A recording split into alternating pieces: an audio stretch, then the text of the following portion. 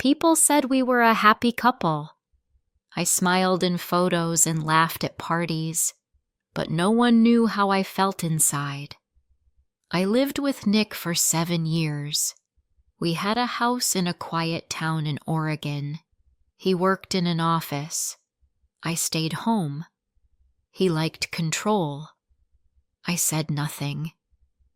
In the beginning, I loved him.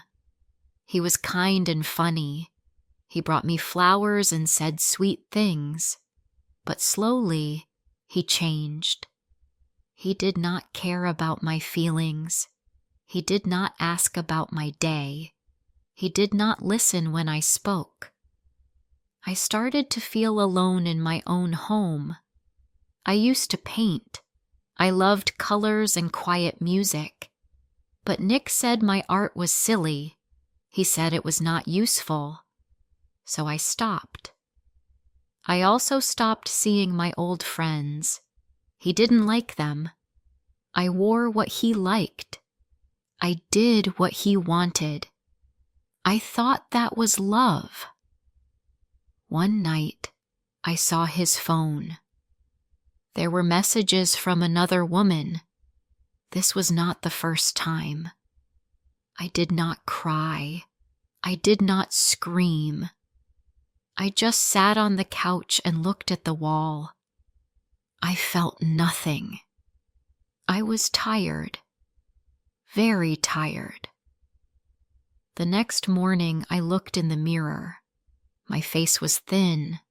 My eyes were sad. I did not know who I was. I missed myself. I missed my old life. I wanted to feel alive again. That day, I opened my laptop. I looked at pictures of places far away. One photo made me stop. It was Florence, Italy. The sky was soft. The river was wide. It felt warm. My mother once spoke about that city. She wanted to go there but never did. She said it was her dream. I bought a plane ticket that day. I packed a small bag.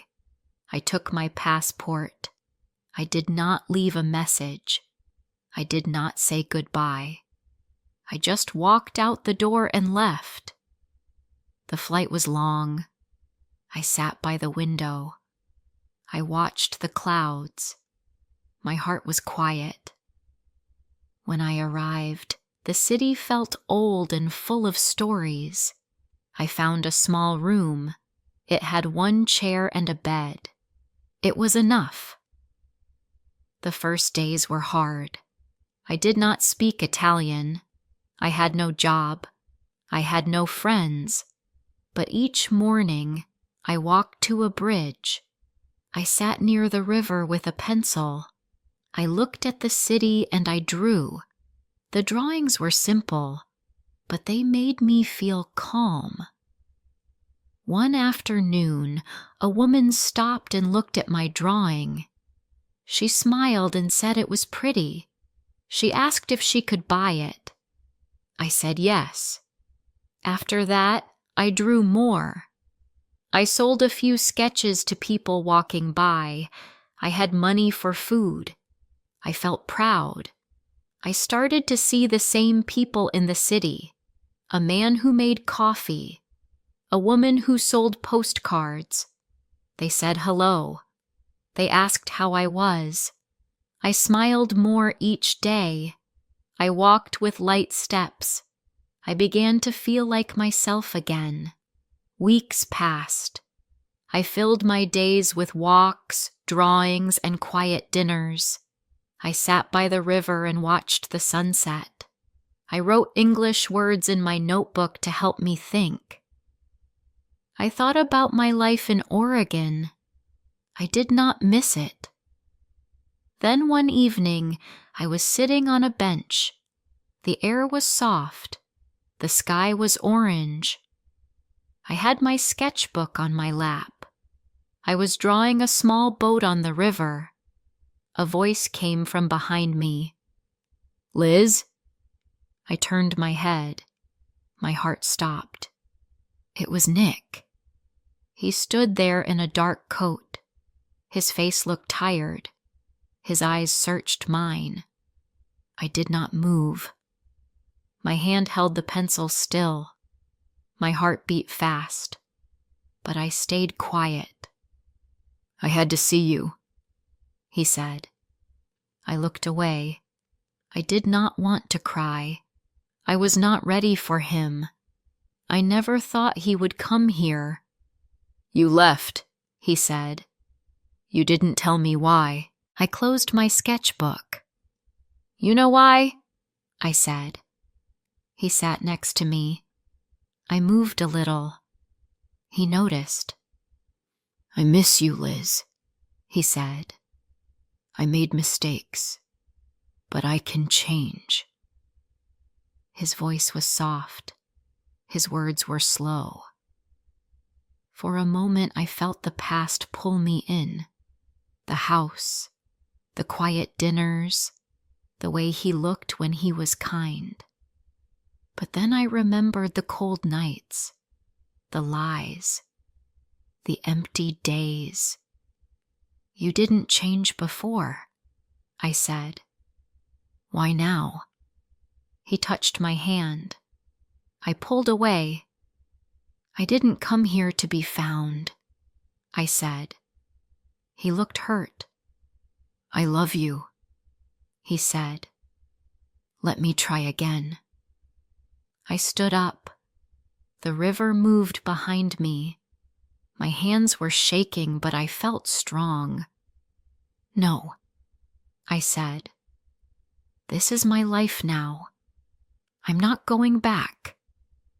He looked up at me. His eyes were wide. "Please." I shook my head. I turned and walked away. Each step felt heavy, but also free. Behind me, the sun touched the water. I held my sketchbook close. I didn't stop. Not this time. I walked fast through the street. My heart was full. I did not look back. I did not want to see Nick again. I went to my room and closed the door. I sat on the bed and looked at my hands. They were cold, but I was not afraid. I was angry. I was sad, but I was also proud. For the first time, I said no to him. That night, I could not sleep. I watched the lights from the window. I thought about what he said. He said he missed me. He said he loved me. But he did not say sorry for what he did. He did not ask how I lived now. He only wanted me to come back. But I was not the same person. I left for a reason. I left to find peace. I left to feel strong.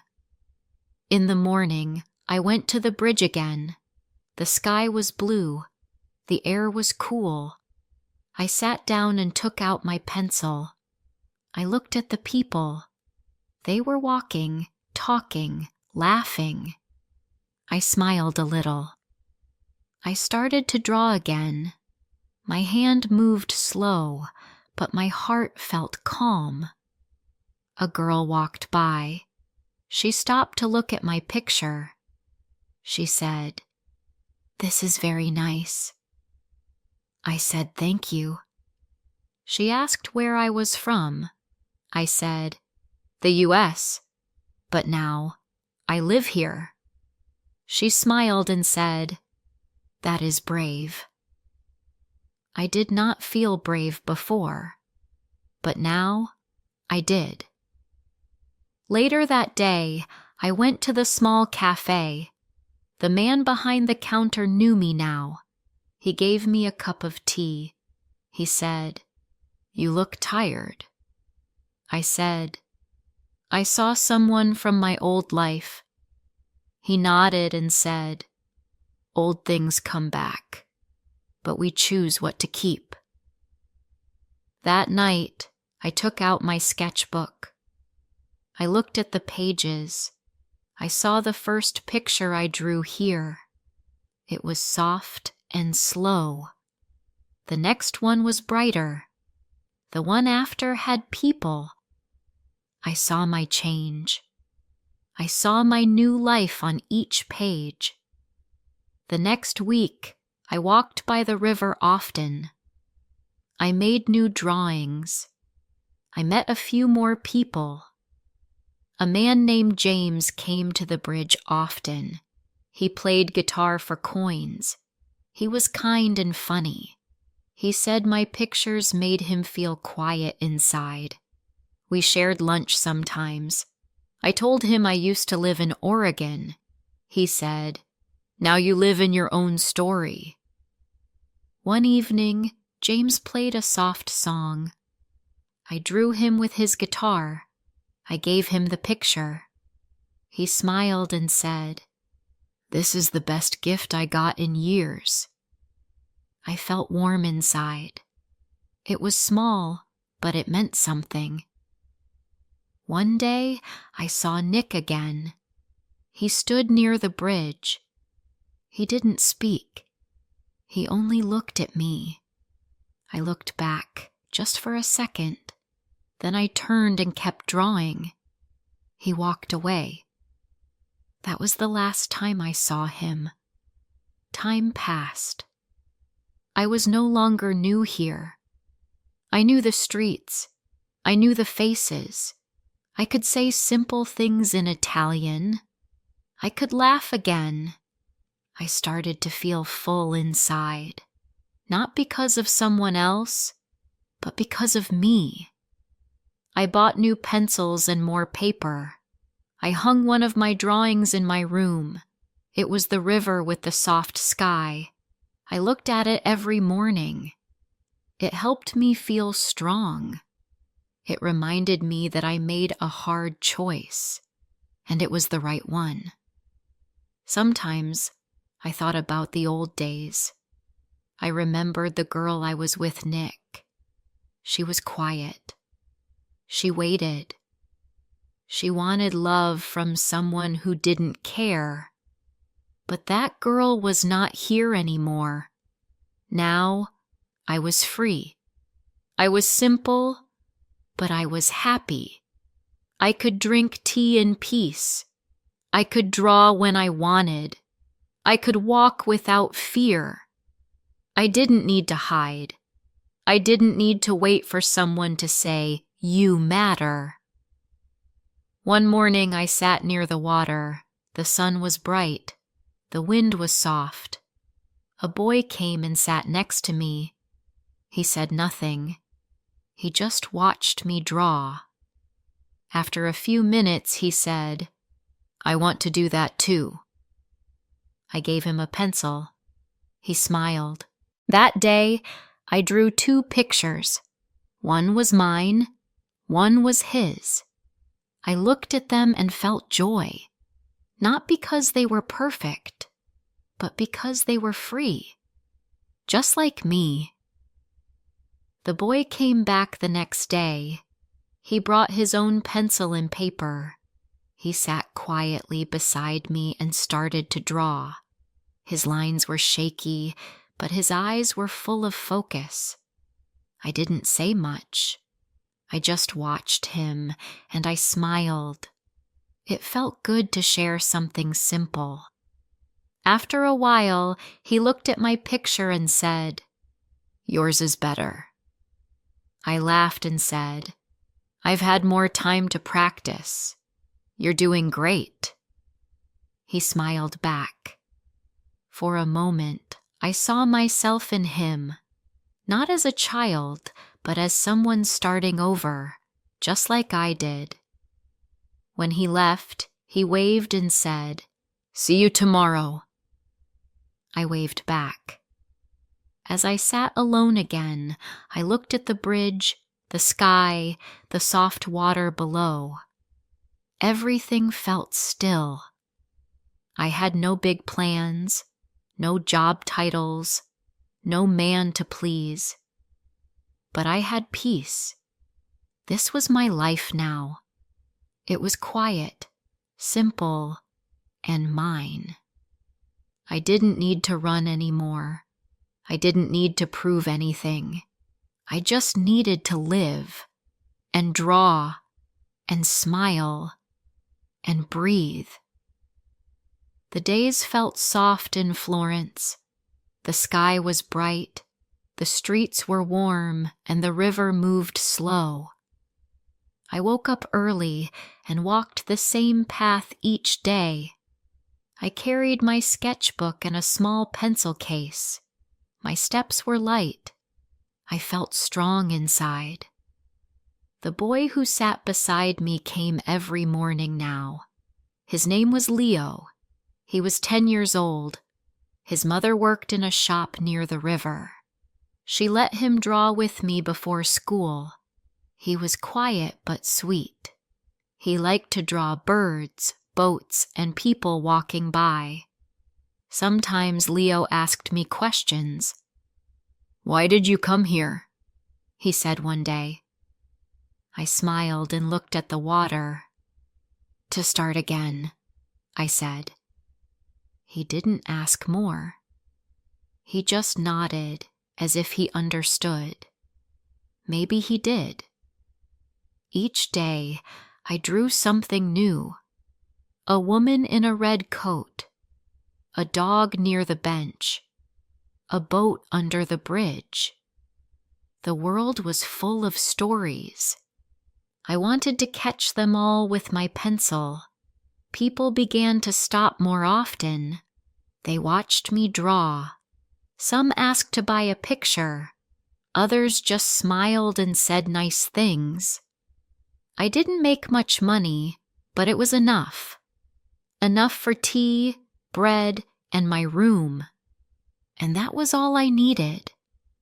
One afternoon, I walked to a quiet street with old walls and green vines. I sat under a tree and drew a cat sleeping in the sun. As I worked, I heard soft music. It was James again, playing his guitar near the corner. He saw me and came over. "Do you want to hear a song?" he asked. I said yes. He played a calm tune. I closed my eyes for a moment. The sound and the air felt like home. When the song ended, he sat beside me. "You look peaceful," he said. "I am," I replied. I didn't know I could feel this way again. We sat in silence. I watched a bird fly low across the street. James said, "You draw feelings, not just things. That's rare." His words touched my heart. I smiled but said nothing. That night, I ate dinner alone. I made pasta and opened a small window. The stars were out. The wind was cool. I felt full, not from food, but from life. I thought of Nick for a short moment, but the thought passed. He was now a small part of a bigger picture. One rainy morning, I stayed in my room. I sat on the floor with a cup of tea. I looked through my old drawings. Some were soft and sad. Others were full of color and movement. They told a story. My story. I saw my pain, my change, my peace. It was all there. The rain stopped by noon. I walked to the bridge with my umbrella.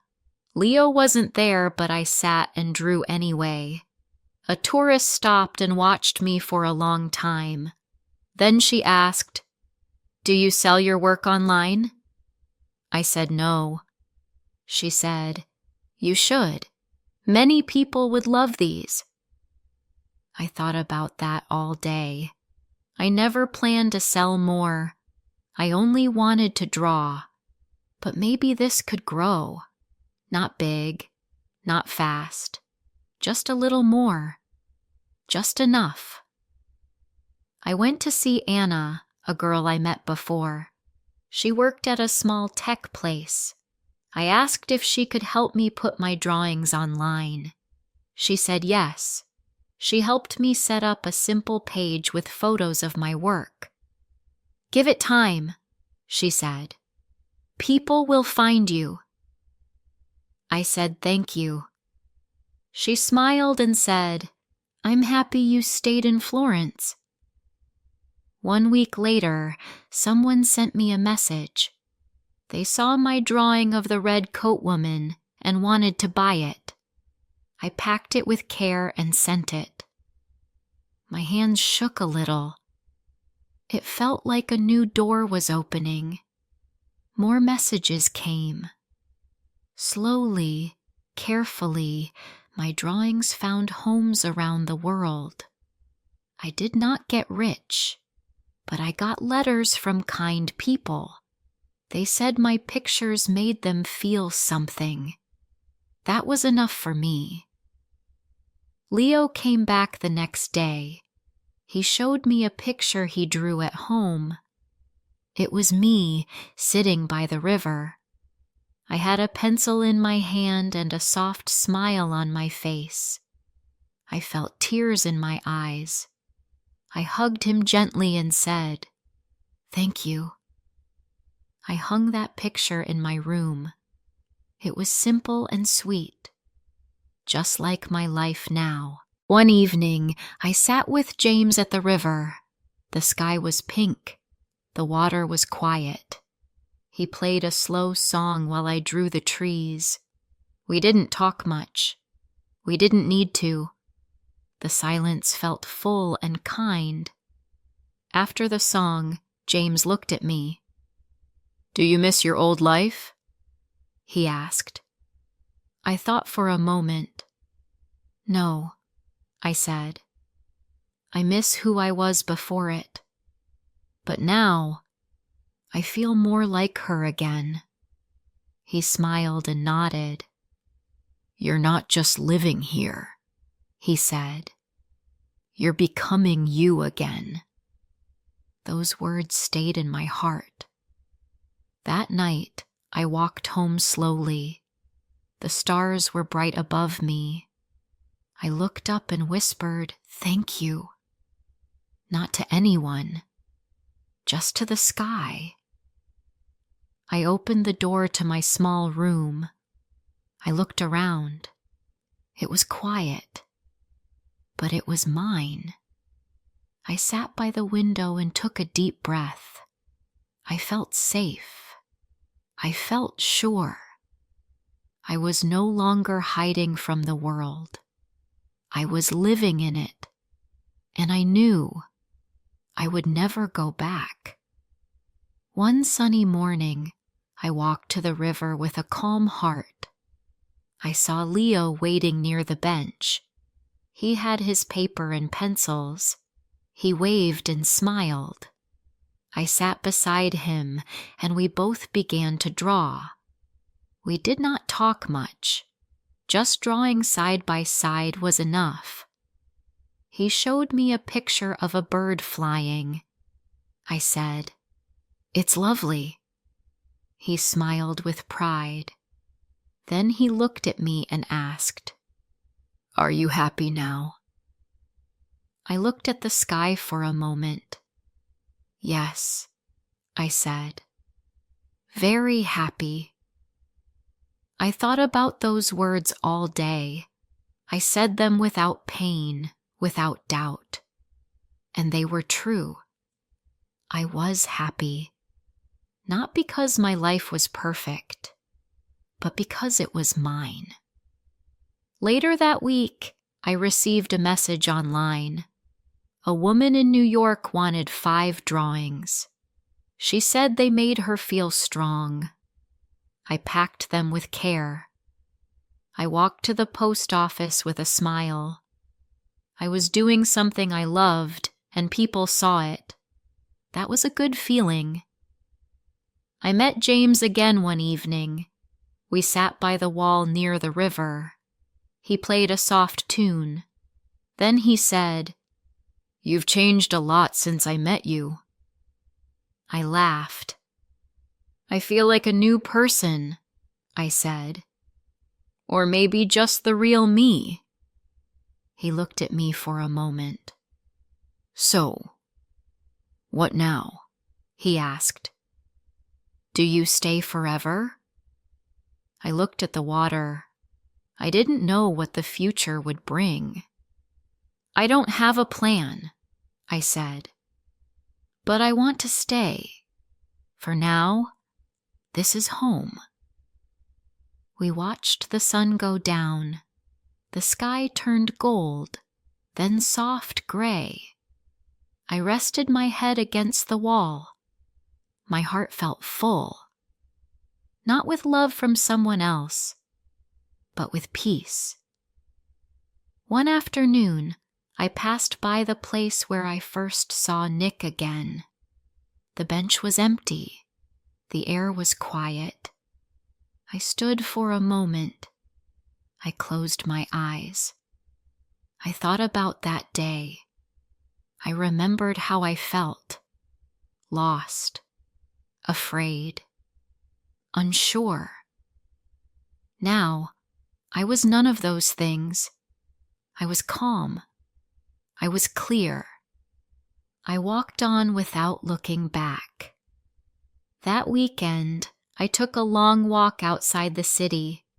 I found a field with small yellow flowers. I sat under a tree and drew the hills.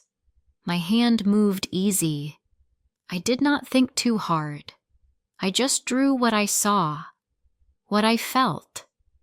A young woman walked by. She looked at my paper and said, "You see the world in a soft way." I smiled. "I didn't before," I said. "But now I do." Later that evening, I met Anna. She had helped me with my art page before. She brought cake and 2 cups of tea. We sat on the steps of her building. We talked about simple things: the weather, the street dog, the music from a window nearby. She looked at me and said, "You came here with nothing, and now look at you." I smiled. "I didn't come with nothing," I said. "I came with hope. That's something." That night, I opened my sketchbook again. I looked at the last page. It was empty. I drew a girl standing on a bridge, alone, but not lonely, with her hair in the wind and a pencil in her hand. She was smiling. That girl was me. I closed the book and held it to my chest. I stood by the window. I watched the moon rise. It was big and clear in the sky. I whispered, "I am not broken anymore." A few days later, I saw Leo again. He gave me a small paper. It said, "Thank you for showing me how to draw and how to be kind." I hugged him. My eyes felt warm. That paper stayed with me. I walked to the bridge one last time that week. Not to draw, but just to see. I stood there with no pencil, no paper, just my eyes, just my heart. And I said goodbye.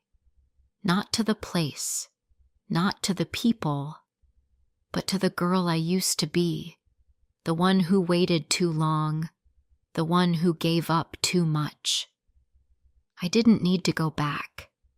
I didn't need Nick. I didn't need anyone to say, "You're good enough." I already knew. I turned and walked home. The city lights came on one by one. I held my head high. I felt the wind on my face, and for the first time in many years, I knew this truth. I was whole. I was free, and I had found myself. This story teaches us something simple but powerful. Sometimes, walking away is the bravest thing we can do. Elizabeth didn't leave with anger. She left with pain, but also with hope. She didn't shout or fight. She chose herself quietly, and that choice changed everything. We often give too much to people who don't see our worth. We stay because of time, history, or fear. But true love does not ask you to become small. It does not ask you to give up your dreams. When Elizabeth let go of someone who never truly valued her, she found something more important: herself. In Florence, she faced hard days. She had no job, no friends, and no clear path. But step by step, she built a new life. A life full of peace, art, and real smiles. She didn't find a perfect ending. She found a strong beginning. This story reminds us, you don't need to stay where you are not loved. You can start again. You can heal. You can grow. And you can be happy. Not because of someone else, but because you choose to be.